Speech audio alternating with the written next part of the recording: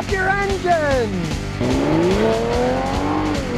Mr. Marco 818 says, thoughts on the 400Z. The Nissan Z sports cars were always fun, fast cars to drive.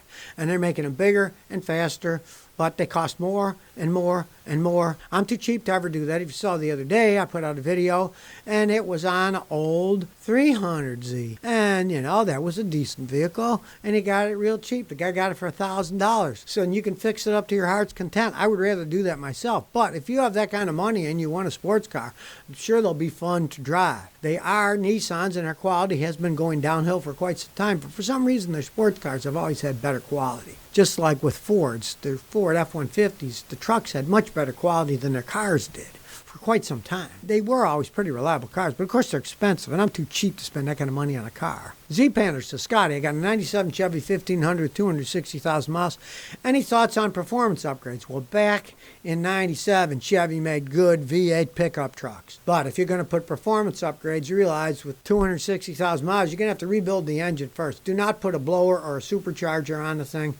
Don't do that if you're just going to keep that engine, and you would have to build the engine and then add that stuff on. If you want performance, you got to make sure it can take it. Plus, if you do put a supercharger, a turbocharger, whatever you're going to do, build up the engine, then you're going to have to change the transmission, because the transmission it came with can't take that much power. You'd have to upgrade the transmission. Performance costs money. What is the old saying? Speed is just a question of money. How much do you want to spend? And if you don't want to spend too much, don't put too much horsepower into it, or you'll regret it by having to spend more and more and more, or give up with the vehicle if you blow the engine or transmission. Suicide Harmony says, Scotty, I bought a Mercury Cougar 96 as a bit of a project. Nothing seems wrong, but is there anything worth knowing about it? Those were excellent built vehicles. Now, yes, they're old.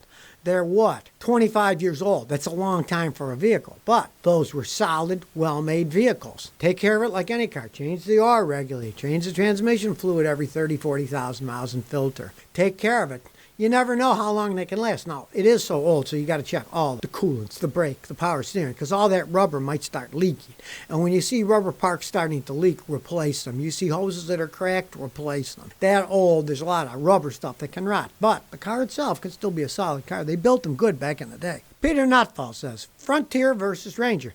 Well, that's a good combo. Those are both decent pickup trucks. They're not as good as the Tacomas, but you can get them a lot, and I mean a lot, cheaper. The Frontiers, they're perfectly decent vehicles.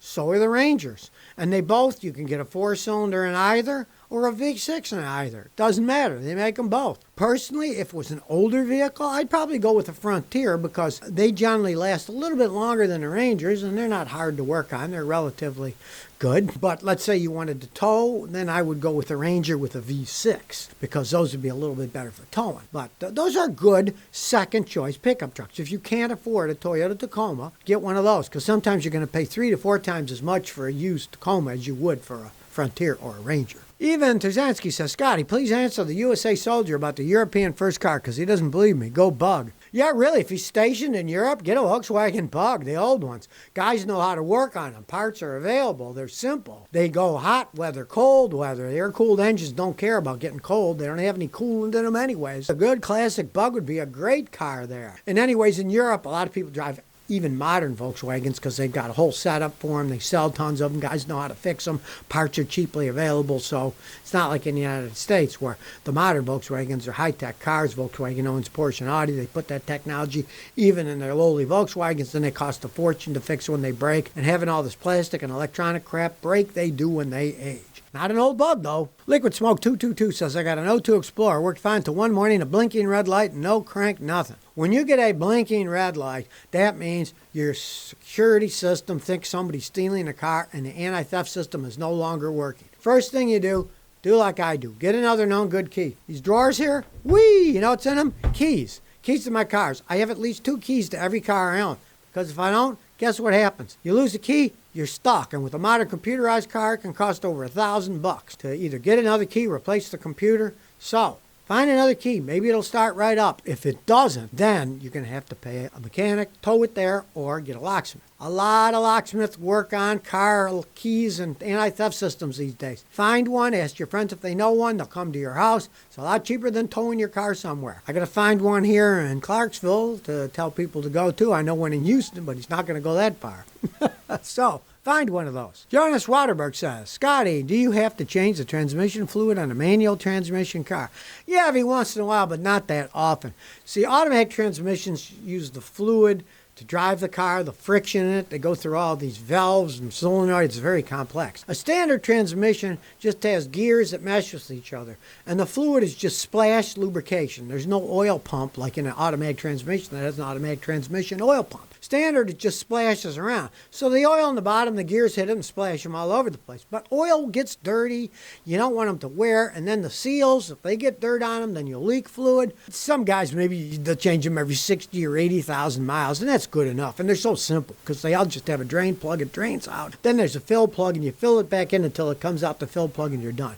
Very simple thing. What's the deal? He says, good afternoon, Scotty. What's for lunch? I had a burrito salad with no burrito. It was good.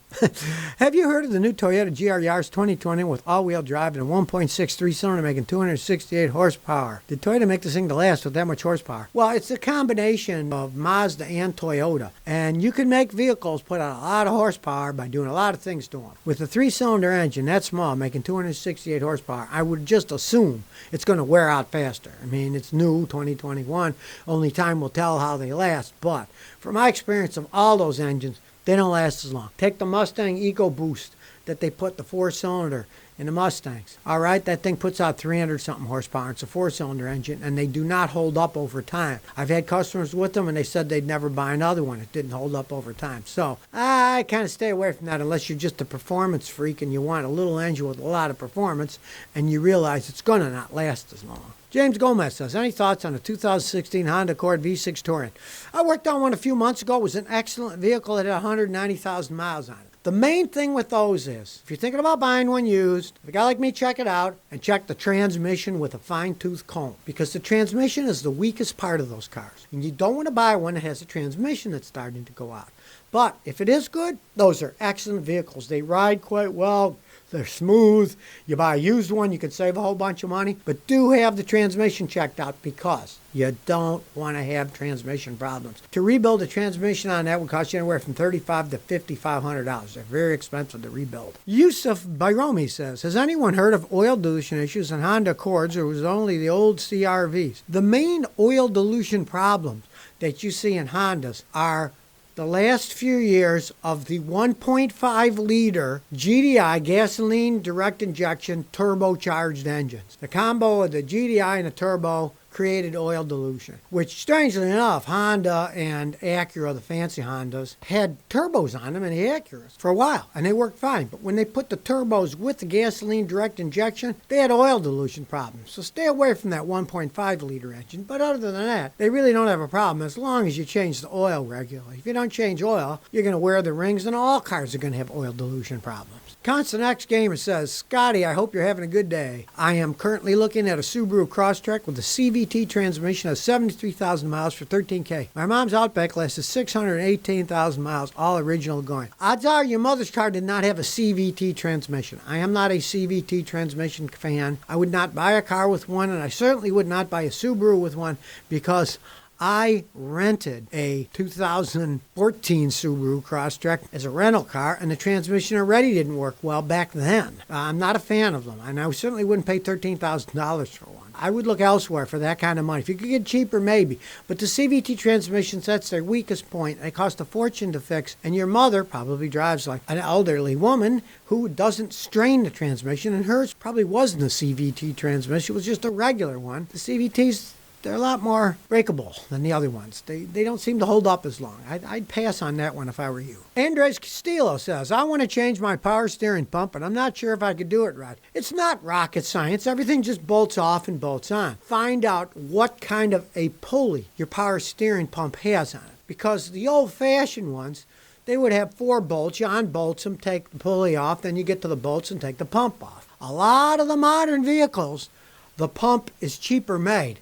The pulley is pressed on, and you have to have a special tool that bolts on, and then when you turn it, it pries it off because it's press fit. Now, if you live near an AutoZone, AutoZones actually rent those tools free to pull it out. If you don't, you can buy a tool that removes them for about $60. If you look on Amazon, they sell some pretty good ones that remove the pressed on pulleys. But see how yours is, because if you don't have that tool and you don't want to deal with that, pay a mechanic, because you got to get the old pulley off. And of course, most of them, you got to get the pulley off before you can get to all the bolts. They block some of the bolts. So find out if it's bolted on, if it's pressed on. If it's pressed on, you're going to need that special tool. So if you never want to miss another one of my new car repair videos, remember to ring that bell.